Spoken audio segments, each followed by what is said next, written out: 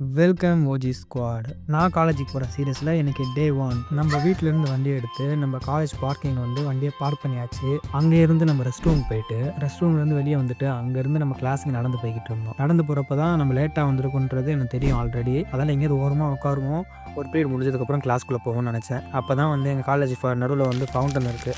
Fountain பக்கத்தில் வந்து உட்காரதுக்கு இடம் இருக்குது. நம்ம சைடில் ஒரு இடத்த பிடிச்சி உட்காந்துட்டேன். அப்புறம் பசிக்கிற மாதிரி இருந்துச்சு. சரி கேண்டீன் போனால் சரி சாப்பிடலான்னு பார்த்தேன். கையில் காசு கம்மியாக தான் இருந்துச்சு. சரி சமோசா வாங்கி சாப்பிடணும்னு போனால் சமோசா இல்லை. மறுபடியும் எங்கே உட்காந்து அங்கேயே உட்காந்துட்டேன். சீக்கிரம் வந்து கிளாஸ் காய்ச்சி போயிருக்கலாம் அப்படின்னு நினச்சேன்.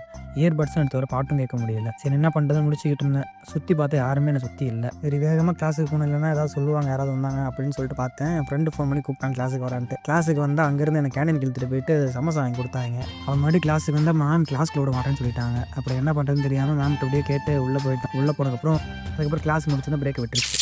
பிரேக் விட்டதும் காலேஜோட பெரிய கேண்டீன் போனோம். உள்ளே போய் பார்த்து செம கூட்டம். அங்கே நிற்க கூட முடியல. அந்த கூட்டத்துலேயும் எப்படியோ அடிச்சு பிடிச்சி பப்ஸை வாங்கிட்டு ஆளுக்கு ஒன்று வாங்கி சாப்பிட்டோம். சாப்பிட்டுட்டு அங்கேருந்து அப்படியே கிளம்பி கிளாஸுக்கு வந்தோம். கிளாஸுக்கு வந்துட்டு உள்ளே போயிட்டு நம்ம உட்காரத்துக்கு ஒரு இடத்த பிடிச்சி அவங்க உட்காந்தாச்சு. அதுக்கப்புறம் வந்து மேம் வந்து கிளாஸ் நடத்துனாங்க. கிளாஸ் நடத்தி முடித்தவொடனே காலேஜை விட்டு கிளம்பியாச்சு. இந்த மாதிரி 3 வீடியோஸ் பார்க்க நம்ம யூடியூப் சேனல் சப்ஸ்கிரைப் பண்ணிக்கோங்க. நம்ம ஐடியா ஃபாலோ பண்ணிக்கோங்க.